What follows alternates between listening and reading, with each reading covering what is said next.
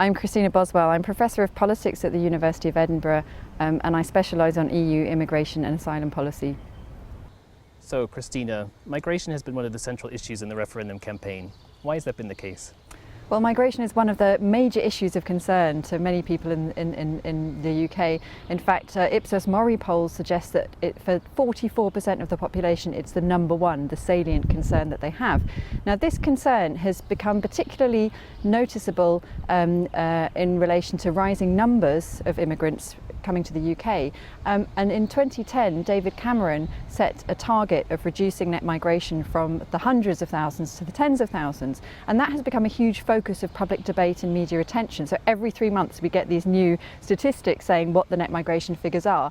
And they have depicted a rise in net migration, and we're at an all-time peak of 303,000 net migrants coming to the UK every year. So obviously that's now become the focus of public attention and concern. Now, the Leave campaign has been very quick to mobilise these concerns and has sought to make migration and concerns about EU immigration in particular really the key focus of their campaign at the moment. And arguably that's because, as some people say, they've in quotes lost the economic argument, so they're now turning to an argument that they feel that they can win and that taps into voters' concerns about immigration. Different studies have tried to measure the effect of EU immigrants in the UK. How accurate are these studies? Well, it really depends. I mean, studies tend to measure two things. One is the labour market effects of immigration, which means how immigration affects salaries and how it affects the employment of so-called native workers. So does it displace or does it complement native workers in the labour market? Now, those studies are quite tricky because it's very difficult to measure and to isolate the effects of immigration on the labour market. And most studies then have to rely on studying incidents where there's been a huge influx of immigrants in a particular area, and then one can discern what the effects might be on salaries and on employment in those areas. But that's quite a rare occurrence. Of the studies that exist, they all tend to agree the case that the impacts, if any, are relatively negligible. Okay, so there might be a very small impact in certain sectors where there's a concentration of immigrants, for example, in certain low-skilled sectors where immigrants tend to be concentrated, but they're very, very small impacts. Now, the second type of study looks at the fiscal impacts of immigration. So that's really looking at how much tax do immigrants pay and how much do they take out of the public purse in terms of use of public services. Now, those studies, or I'd say the most authoritative studies, including some conducted by the University College London economists at UCL, suggest actually that EEA or EU immigrants have had a net positive impact on the public purse. So, for example, it's been estimated that since 2000, immigration from the EU has involved, on average, contributions of around £2,600 per year, as opposed to the average rest of UK, where there's a net burden of about £1,800 a year. So from the research, it seems pretty clear that immigrants do contribute in terms of paying taxes and not taking as much out of public services.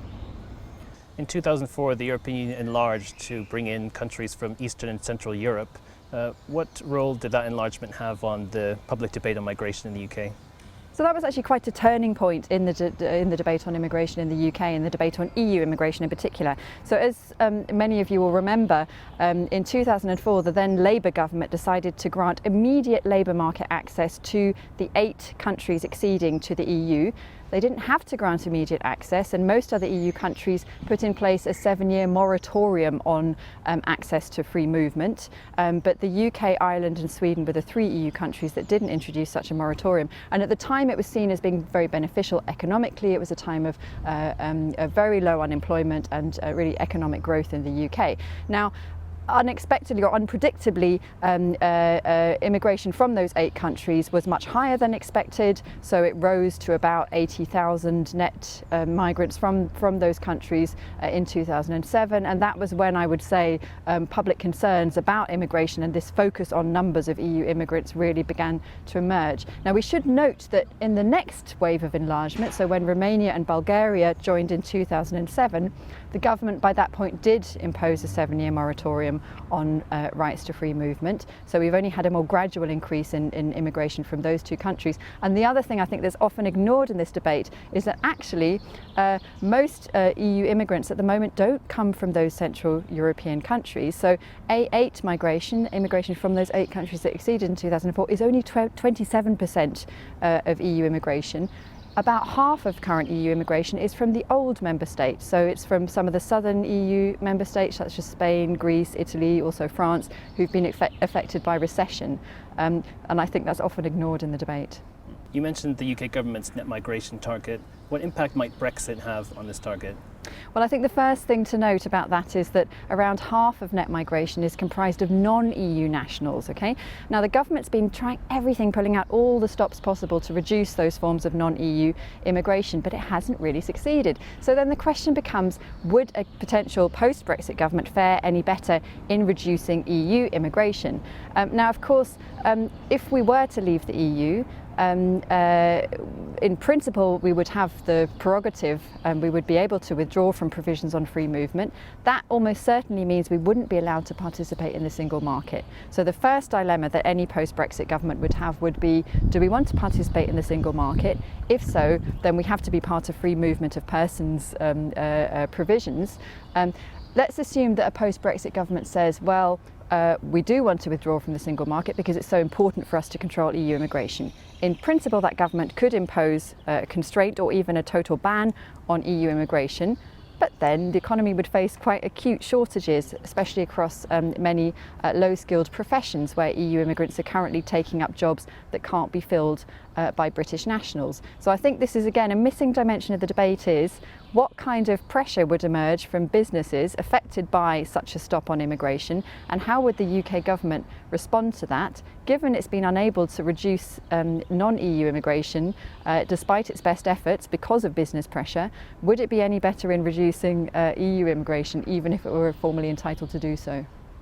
How has the migration situation in the Mediterranean impacted on the UK's migration debate? Well, the Mediterranean situation actually raises quite different issues from those raised by free movement provisions, but the two are often conflated in current debates. So the migrant crisis raises issues for the UK in terms of, first of all, its asylum policy. So how does it treat and process applications of refugees who apply for asylum in the UK? And secondly, how does it deal with irregular migration from those countries where migrants are emanating, those who are currently seeking asylum in the EU? Now, both of those issues, how the UK deals with its asylum policy and how it deals with irregular entry, are not constrained in any way by current EU provisions. Okay, so the UK is party to several directives on asylum, but they don't substantively influence the UK's autonomy or leeway in asylum policy.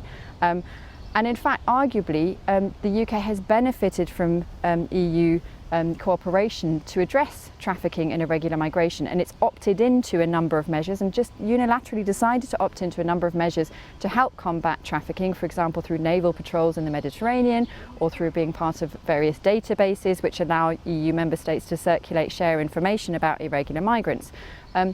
So the thing that the EU cannot control, or that the UK cannot control as part of the EU, is the influx of EU nationals, and that's a quite separate discussion. Now, the only potential way, and the UKIP has drawn attention to this possible loophole, the only potential way that the migrant crisis could affect the UK or could constrain its ability to control immigration is if refugees were to arrive and be accepted in EU countries and then were to gain citizenship in those EU countries.